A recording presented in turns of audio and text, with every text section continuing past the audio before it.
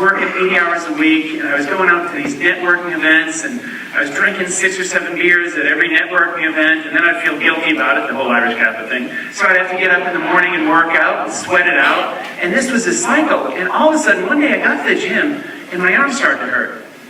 And this could happen to any one of us. And it started to hurt more and more over the next week or so. And I said, I should go to the doctor, but why didn't I go to the doctor? No, I had insurance. Very, very good. I like her. I like you. I'll be finished in about 30 minutes or so. I was afraid to go to the doctor. That's why. Because I was afraid of everything. When I finally did go to the doctor, my worst fear came true. He said, you have no white blood cells. You have no immune system. And that got me a ticket to the Johns Hopkins Leukemia Matinee. And this was a special showing for rare cases. I was up in Hopkins for about 2 weeks, and all I could do was think about my 1-year-old daughter. And I thought to myself, is the memory she's going to have of her dad the guy who's too afraid to get on a plane and take her to Disney? And then I started having this choking deathbed regret. God, what did I miss out on in my life? I keep hearing these stories. What am I going to miss out on? And I decided I was going to kick the disease, and when I did, I would go mano a mano with this flying demon. So, not to give away the ending, but I beat the disease.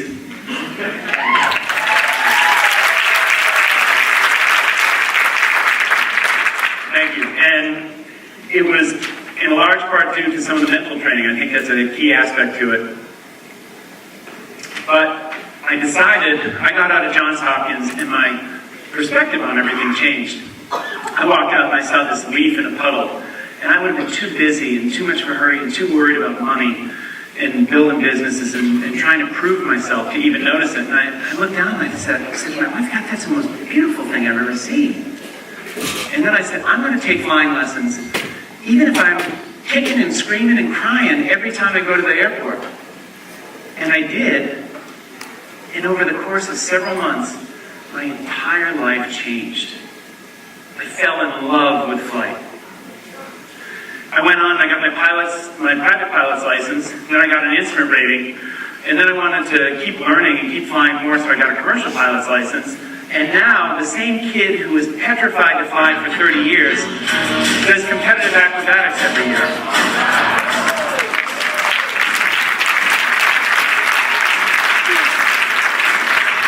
Now, if that going upside down in a plane gets your fear frontier going, let me know and I'll take you for a ride. We'll work on your fear frontier.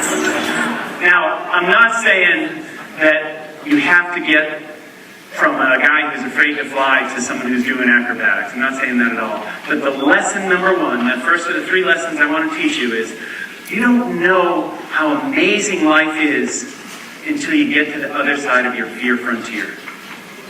I was living this life of a caterpillar, right? I was on my own little leaf, inching around the whole area. Eventually I got ensconced in my cowardly cocoon, hiding away from the world.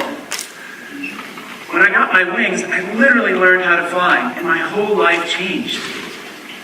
It was an amazing evolution in what I was doing in my life, and I never realized how great life could be. And then a strange thing started to happen. I started to get more and more confident with everything. So that's the key lesson number one. If you have your fear frontier, you've got to have a strategy for getting through it, attacking it, going after it. The second thing is, and this is lesson number 2, rarely does it make sense to make a decision based on fear. But we make decisions based on fear all the time.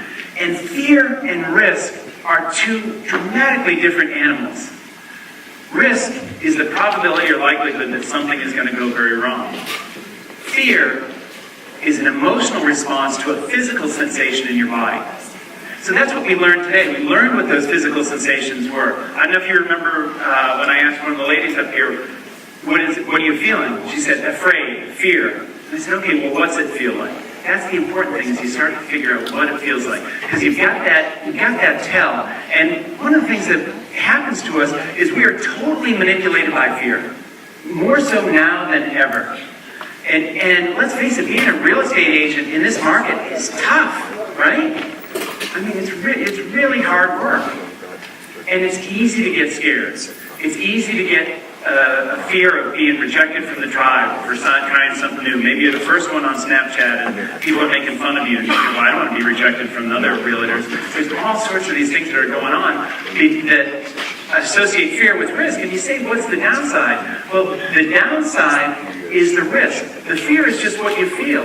And a great example of this is when you're cuddled up, your doors are locked, you're sitting on the couch, and you're watching a scary movie. Right? Does that make sense? You know it's fake, right? But you can't go to sleep. It's crazy. That's why fear and risk don't make any sense.